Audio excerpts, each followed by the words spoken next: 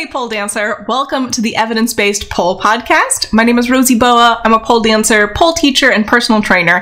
And I've started this podcast so that we can learn together, talk with the experts, read the research, and feel better on and off the pole. So if that sounds like something you're interested in doing, let's go. Hello, I am joined today by one of my favorite teachers, Lauren Kehl, who is really just fabulous. And if you are an aerialist or interested in getting into aerial, you do have an upcoming online training program. I do, yeah. A lot of details TBD, but right now the working title is Aerial for Nerds. And this will be for more like intermediate level students or instructors who are looking to deepen their practice. But it's a lot of like movement theory and understanding pathways and how our body relates to the apparatus, rather than, teaching tricks and sequences and stuff, which I just don't really care to do anymore. Yeah, that is going deep in the theory is near and dear to my heart for sure. I think lots of folks listening as well. So yeah. Obviously just leading strong with a plug, but honestly, Lauren is fantastic. If you're considering working with her, do it. You will thank yourself. Tell us about you and your journey into aerial, and also something that, as a student, because I've taken class with Lauren, perhaps that was obvious, as a student. Goodbye, bud. Sorry, my dog just jumped off my lap. As your student, I noticed a really big anatomical, almost motor theoretic approach in your teaching, and really bringing in that way of understanding and talking about movement into the aerial space. So as you're sort of taking us on your movement journey, your aerial journey, it'd be fabulous if you could also let us know what led you there, what sort of resources did you use to gain your own understanding, and why do you think it's important for students to know? Yeah.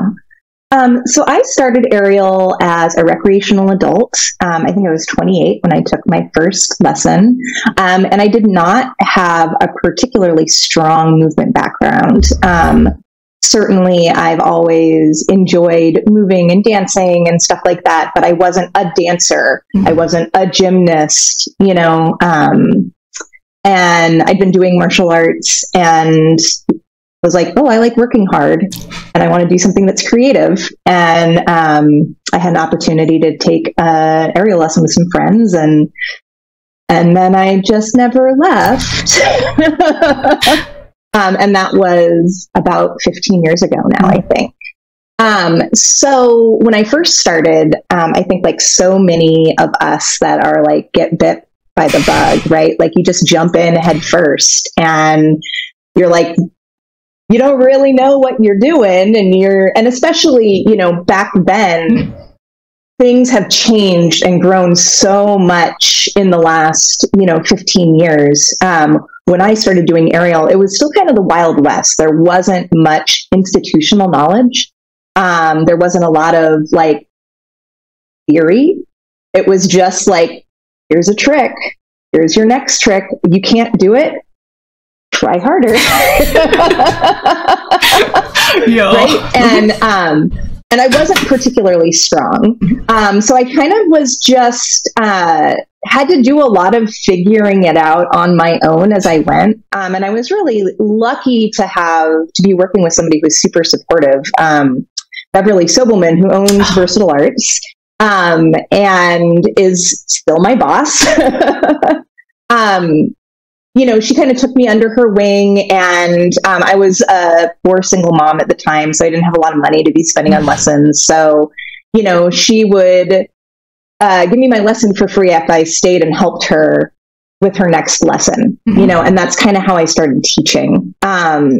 And just was in the studio all the time, like working on stuff, trying to get better, figuring stuff out on my own. And it was successful-ish to a degree, to the point that I got accepted to go to circus school. And I went to the New England Center for Circus Arts for a year. and did their intensive year program. And like my body totally fell apart while I was there, which sucked. But also really was a defining moment for me and leading me on my journey to where I am now.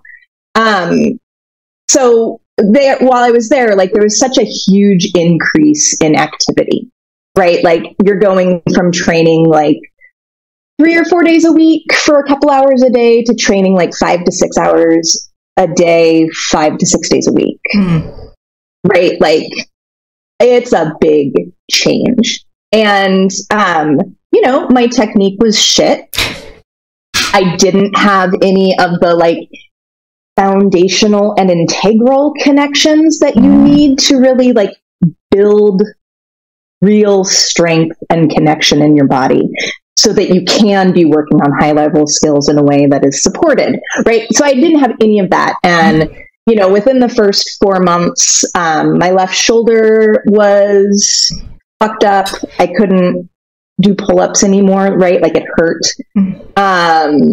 I was basically just in like pain and discomfort for most of the time that I was there, and had like an emotional breakdown. It was a very challenging period of time. I did learn a lot. I don't regret the experience in any way, but it was pretty intense. And I came back after, you know, about a year in that program and started teaching again and kind of just started trying to put myself back together. And trying to kind of like understand what it was that was missing for me. And recognizing me in all of my students, right? So it wasn't just me. It's just that regular people walking around in their lives who walk into an aerial studio or a pole studio are not prepared physically to be doing the things that they're doing. And that especially back then, we were just like, whoa, do some stuff, right? Here you go. Climb a rope. Go upside down, right? You can't do it? Whoa. Go. Which is... Here's some, like do some leg lifts and pull-ups. I don't know, right? So that is what really started my exploration into deepening my coaching practice, deepening my understanding of the body, how all of these things work together. So I initially became a personal trainer. It's a pretty easy entry point. It just takes some money and some time. And started working at a gym. I don't recommend working at a corporate gym. It was awful.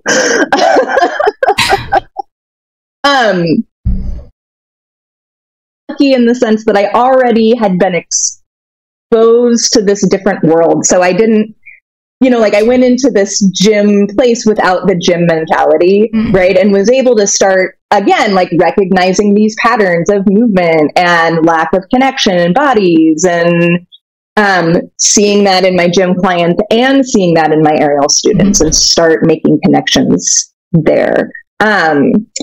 And start getting more specific about how I taught and like what I was looking at in a body, and seeing, again, like recognizing patterns and whatnot.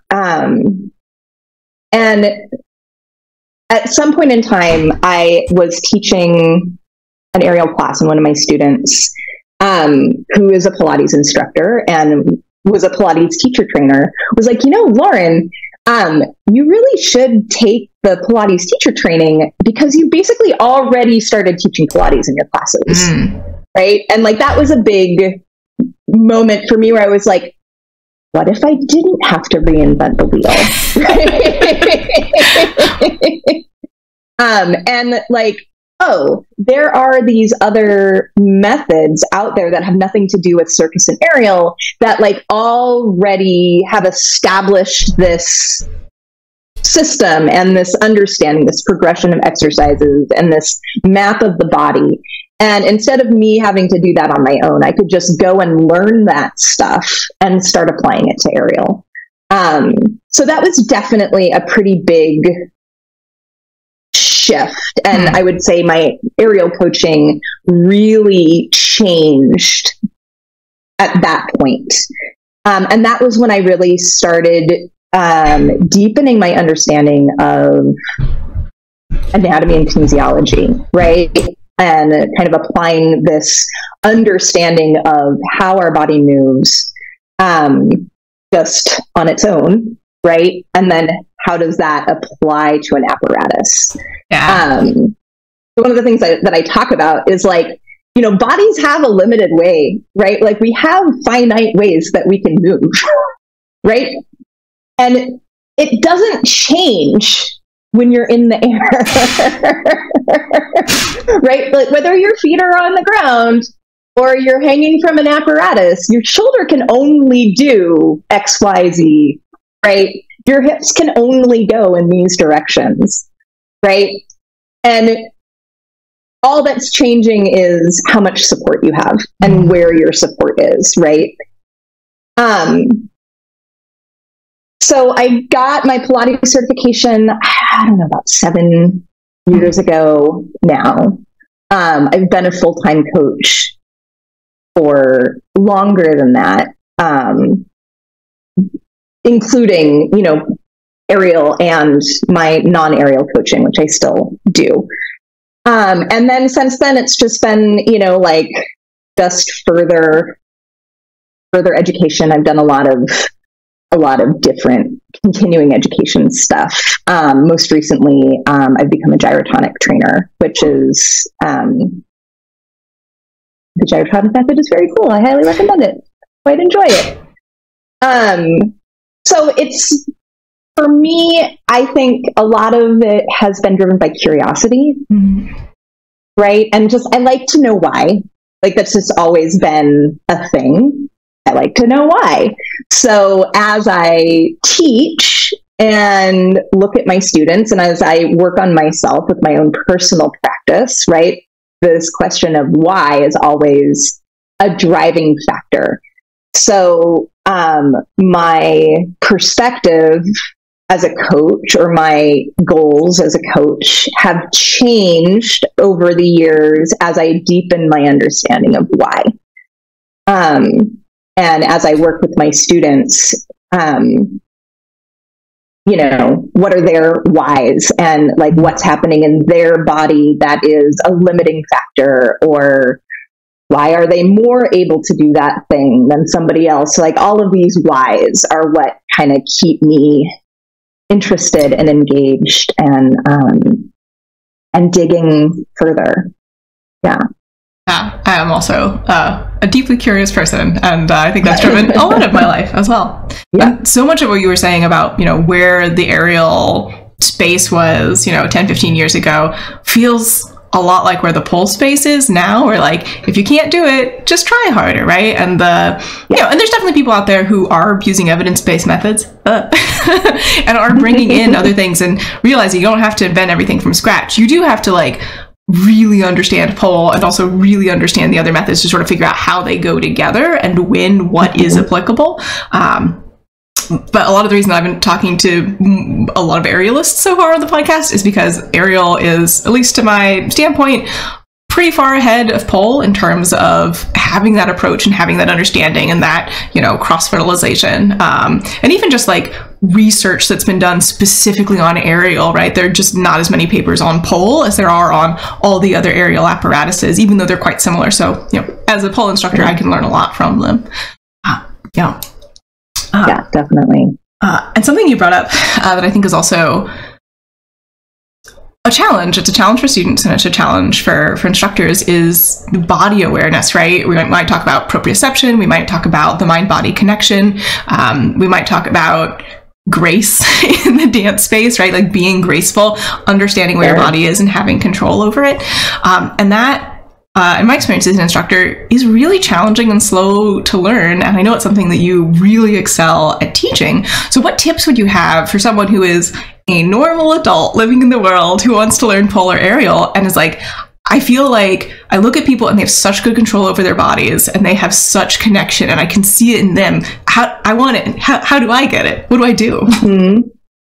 Yeah. Well, I think for your students, first off, working with a coach that has an awareness of how to coach that is important, right? Because you can tell somebody all day long to point their toes and straighten their knees, and if you're not like further building that, right? Like it's just verbal garbage, right?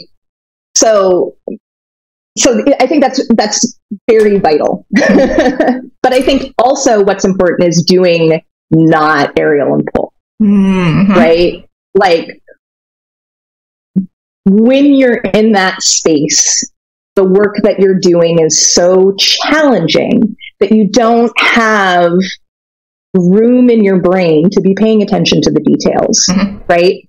And the details are where you get that, right? Like that's what body awareness is, right? Is awareness of the details.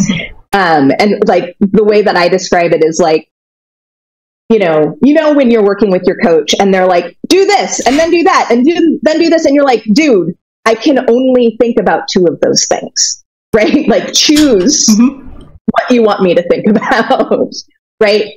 So body awareness is that you have this like, well, this is doing this and this is doing this and this is doing this. Like I know I can feel my core and I can feel my hips and I know my shoulders are connected, and that's background noise. Right? Like it's just there in the back and you don't really have to pay attention to it.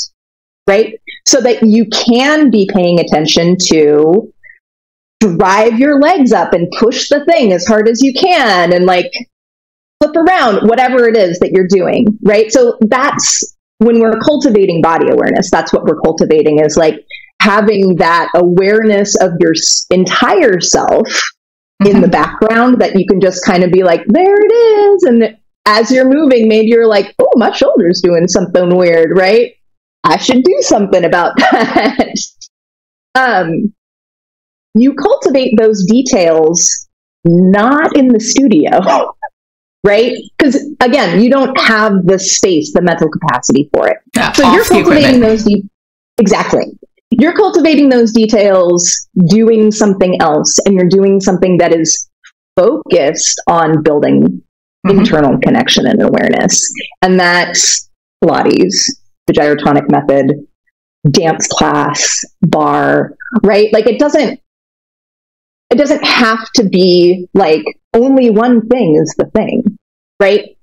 Whatever it is that, you know, connects with you is the thing. Those are the things that I like. You know, you could do yoga. I'm less of a fan of yoga personally, but that's a place that's cultivating internal connection and awareness, right? But these, you know, other types of movement practices, right? Like that's the focus. That was the whole point of Pilates, right? Joseph Pilates did not develop Pilates for it to be like build lean muscles, right? It was not the basic white girl with a smoothie workout when Joseph Pilates invented it, right? It was to support you doing all of the things that you wanted to do in your life. Like that's the whole point of the method, is like do these things so all of the other things are better. And the gyrotonic method is similar, right? Where the gyrotonic method was developed by a dancer, and you know, they have the similar like internal awareness that just what you're doing is different and the equipment is different. But again, it's very much like, how do we build all of these connections so that we have this connection and awareness in our bodies that we can bring into all of the other things that we do. So I always, like when people ask me this question, I'm always like, do something else for the love of God, right?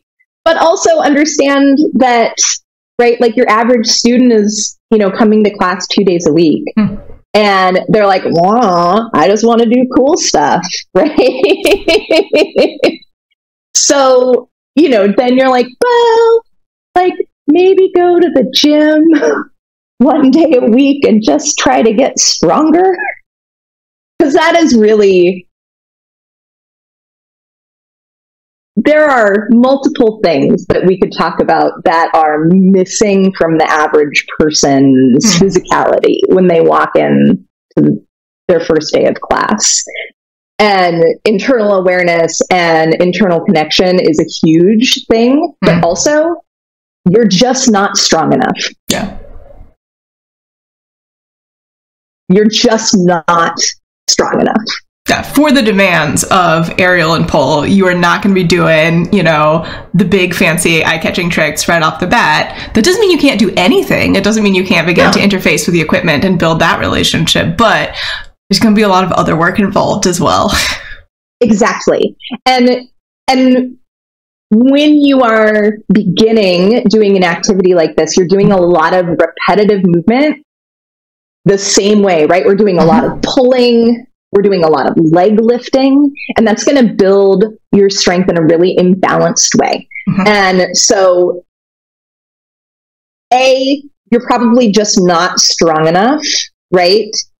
And you're going to start building strength doing the thing that you're doing, but you also need to be building general overall strength so that you're balancing out the movements that you're doing repetitively and building joints that are resilient, right? Because that's the big thing, right? Is keeping your joints safe and strong, right? Like they just need to be stronger. You're doing this weird, wacky new thing. They're not ready to do it. So don't not do it, but also do something else that is helping you get stronger. Definitely. And I think the big struggle with joints that students will often have is it's just going to take more time. They don't have as much blood flow. They don't adapt as quickly. It'll be frustrating, right? You'll be like, I have the muscles to do the thing, but like, oh, my wrists are a little bit achy, and you got to take it back and you got to go slower. And it's challenging to hear, but I know that I want you to keep doing this movement for decades and decades and decades in a helpful way that feels good. So Bev, that you mentioned, is, an active aerialist, fitter than I will ever be, probably, and significantly older than me. You see a lot of old aerialists who are still doing stuff and feeling great in their bodies, and that's what I want for you as a pole dancer. I want you to be doing pole dance and feeling good, when you're 70, when you're 80. Probably not the same tricks, but being in that movement space, right? Yeah. There's that great video of like the 85-year-old gymnast.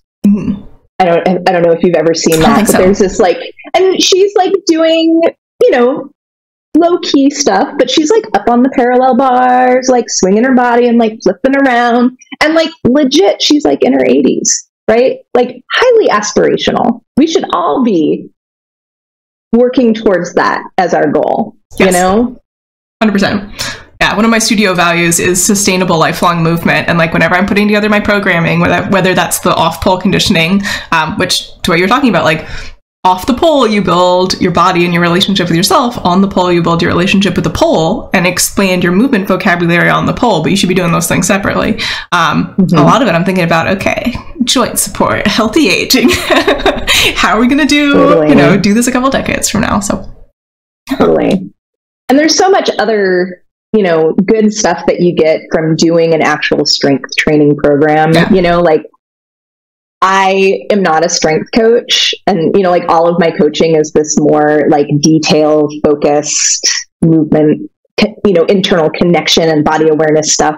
But strength training, so important, so good for you, especially women or people with lots of estrogen because of bone mass loss as we age.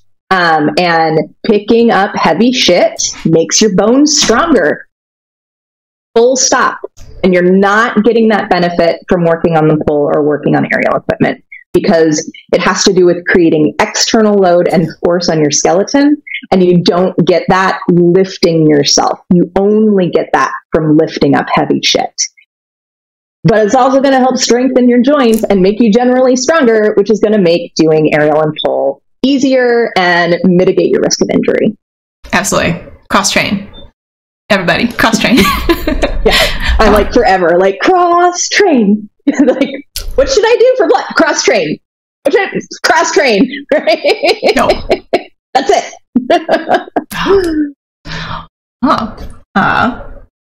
So we've mentioned a lot of things. We've mentioned a lot of sort of like broad knowledge topics, I guess.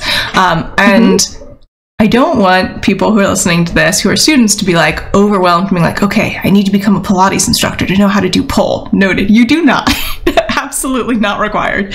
But what sort of knowledge would you recommend that a student have? Like, what's a good foundational understanding that you would think most students in the aerial or pole space would benefit from having?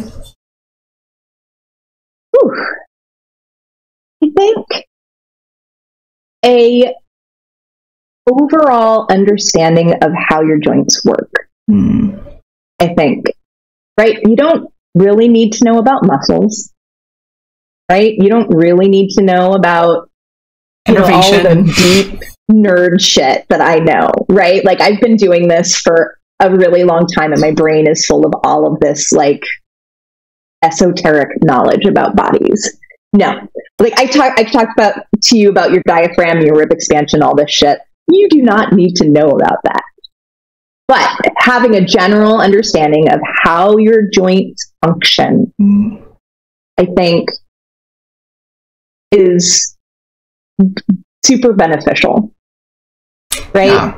Like, if I could just teach everybody, like, this is what your spine does, this is how your shoulder works, right? And give them just a general understanding, you can have so much more, gives you so much more agency over yourself. Yeah. To have that knowledge, right?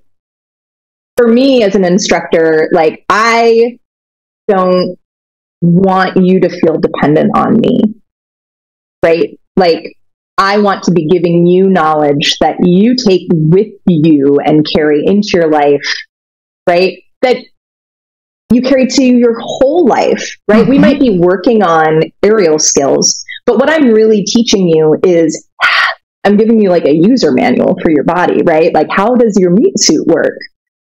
And those rules, like, as we said before, doesn't change, right? Your hip's going to flex and extend, going to go adduct and abduct, right? There are no other options, right? Yes. So if you, as a student, have, a general understanding of how all of that stuff kind of goes together, that gives you a lot of power, right, over your own self, and gives you a lot of agency going into any sort of physical situation, to know what is safe and healthy for you to do and to advocate for yourself, right? And I think that's the most important thing, is that you feel that you have that awareness and control over yourself. Absolutely. And know when to just ignore a teacher's cue. So I think a great example here that is super relevant in the pole world. I mean, ignore any teacher's cue if doing it is causing you pain, right? I cannot tell that you are in pain by looking at you. I cannot tell that something will cause pain by looking at you. You are the only one who knows that. And as an instructor, I want you to take agency and control, because I can't do that for you. But a great example of a cue that I would always ignore in pole is, so once your arm is overhead, if you are squeezing your shoulder blades together, you're not making space in the joint for all the stuff that's in there. You're taking, all of your nerves and stuff, and you're going skunk, which eventually leads to problems. So if you get that cue, just ignore it. And if you have, understanding of like, okay, as my shoulder raises, I need to start to elevate a little bit, and that's just the normal healthy way to do that. And someone gives you a cue that's like, no, do something else. You can be like, actually, I'm going to choose to ignore that because I understand the function of this joint, even in just a rudimentary way. Like, you don't have to have like the ability to draw a sketch of every muscle or anything. That's overkill, I think, for 99.9% of the population. But just knowing that, like, I don't think that's right, or Another thing would be like flexing your feet to feel a deeper hamstring stretch. Well, hamstrings don't go over your ankles, so if flexing your feet is changing something, it's not the muscle you're trying to stretch. It's changing your nerve tension, but yeah, that does not have any effect on your muscles. That's for sure. Yeah. No, I think I totally agree, and I definitely talk about that with my students, where I'm like, I'm going to ask you to do this thing this way, and this is why. And now I give you permission whenever you go into another class and the teacher says this other thing, to ignore them. Yes. And you can always ask why, right? Like, I think it's great for our students to question us and to ask why. And like, man, if you as an instructor don't have an actual reason, evidence that is an area of personal growth for you that maybe you should remedy very quickly. Yeah. Which, I mean, I made a post about this recently, so I've been thinking about it, right? Yeah. And, you know, the question why, you know, and I already said this, like, whys are what have driven me, right? But, you know, when I was a younger teacher and I would be teaching something and I was more prescriptive, right? Like, we do it like this, right? And somebody would be like, why? And I'd be like, because that's the way we do it. Oh, that's not a good reason. It's easier for teachers to just memorize the list of things. To say that, yeah. But, you know, like, that was definitely having a few different conversations with students like that, where I was like, oh, I don't have a good reason why, right? Normally I'm like, oh, okay, yeah, why would we do that? It's because this, and this, and this. And when I don't have that answer, I'm like, oh, well, is it really important? Right? Like, pointing your feet, for example. Balance with your legs together. Oh yeah, great one. Right? Why? Because that's what was sexy in the 20s, and that was when we were doing trapeze, and that's what all the pictures are, so you gotta look like the pictures. What other reason is there, right? That's because that's the way we do it. Why? There's not a good reason, right? No. So I don't teach it that way anymore. And actually, you know, squeezing your legs together when you're in spinal extensions can limit the amount that you can extend your back. It feels terrible for my low back to have my legs squeezed together like that when I'm in extension. So if I can't do it, why would I be making my students do it? Especially for those of us with wide hips. It's a big change. Yeah, seriously. Like, anatomical differences are a thing.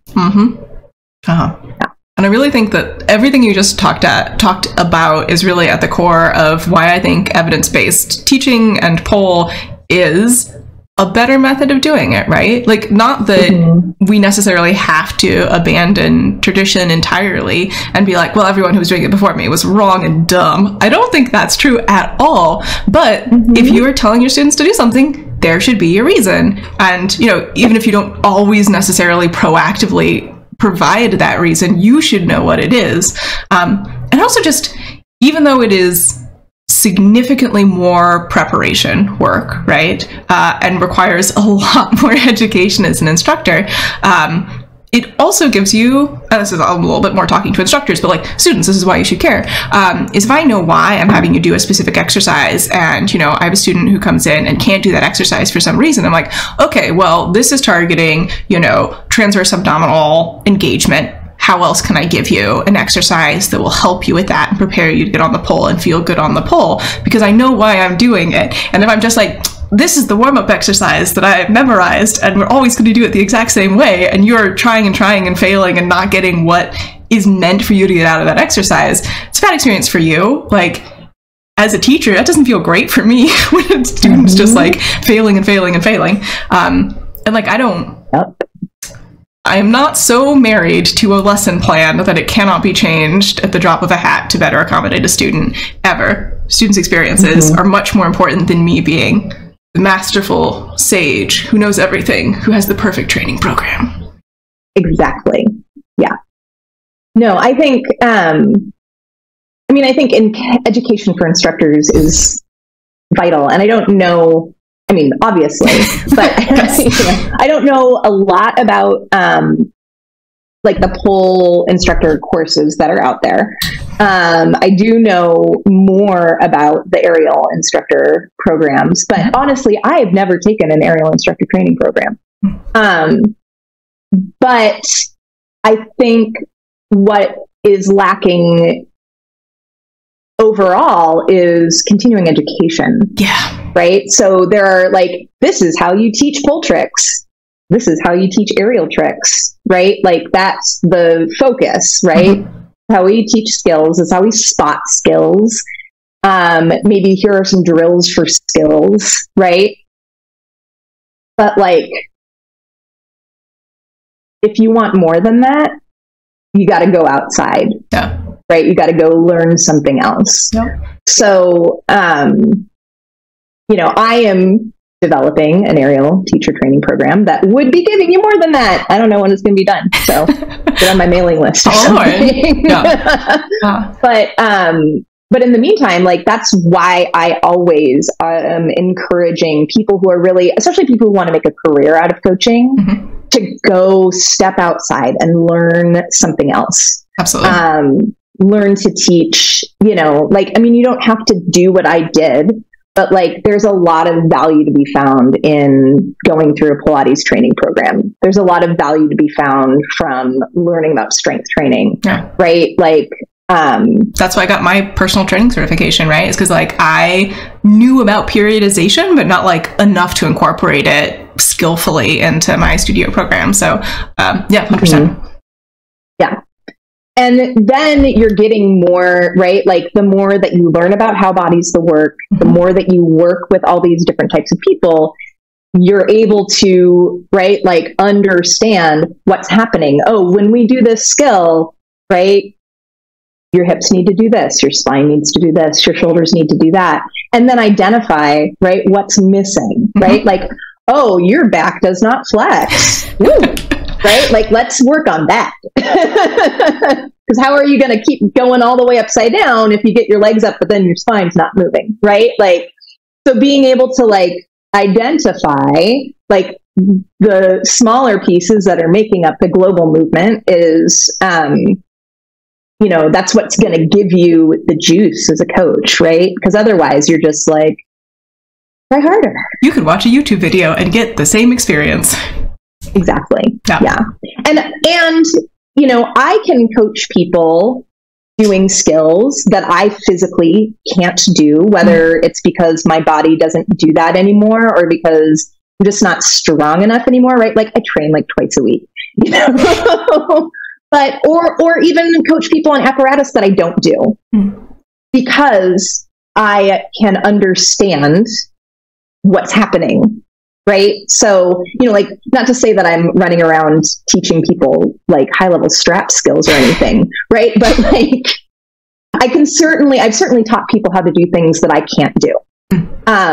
Because I'm like, okay, well, you know, here are the things that you need to do. And you're interacting with the apparatus in this way. So you need to work on this, this, and this. And then, you know, let's work on putting them together. And, oh, hey, look, you did the thing.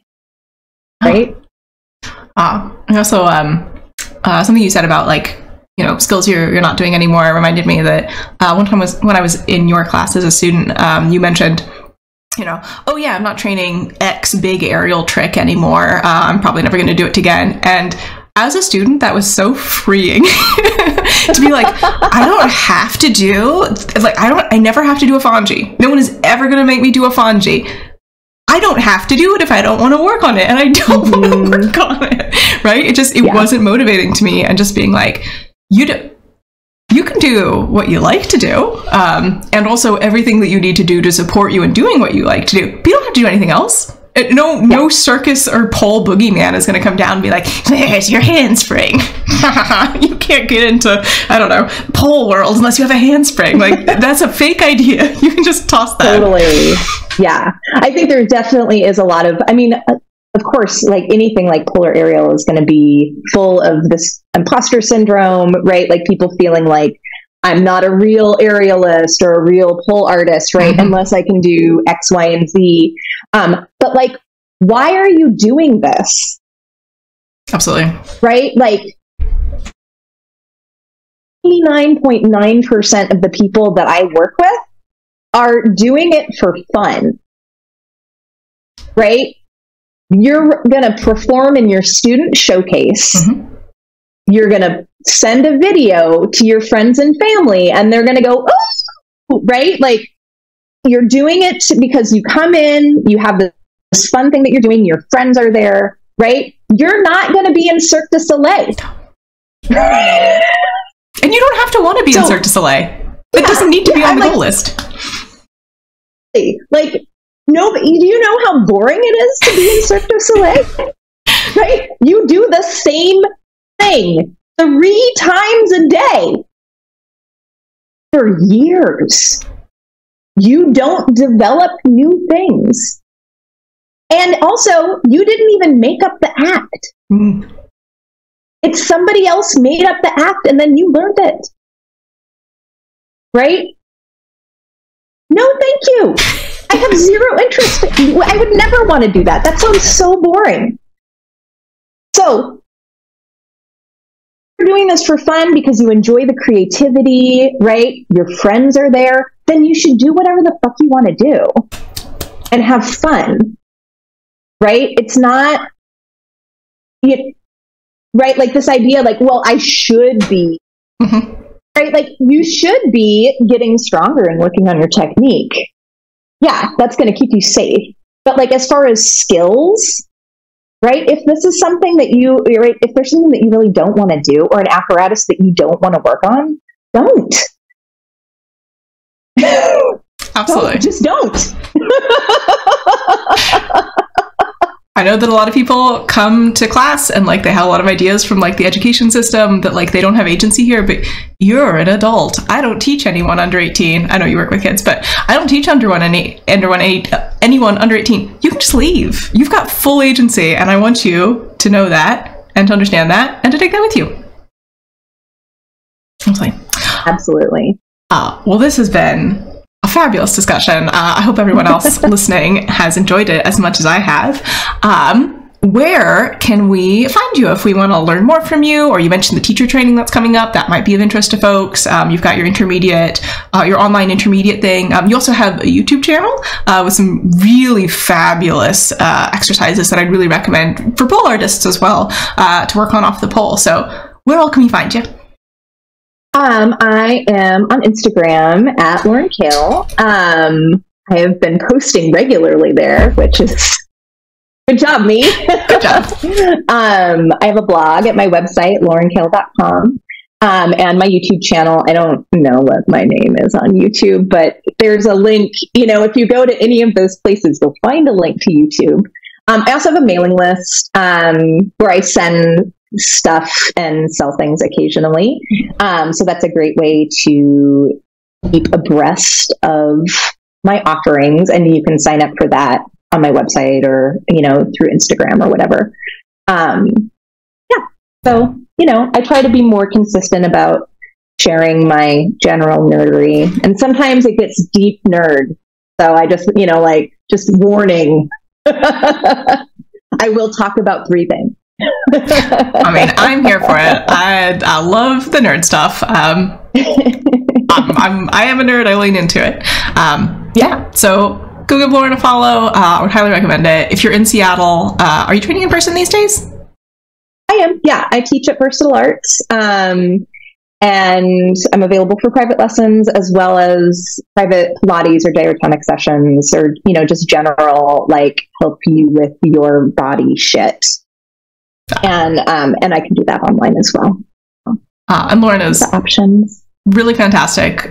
Perhaps obviously from this interview, I hope you get the impression very experienced, very knowledgeable, and I'd highly recommend working with her.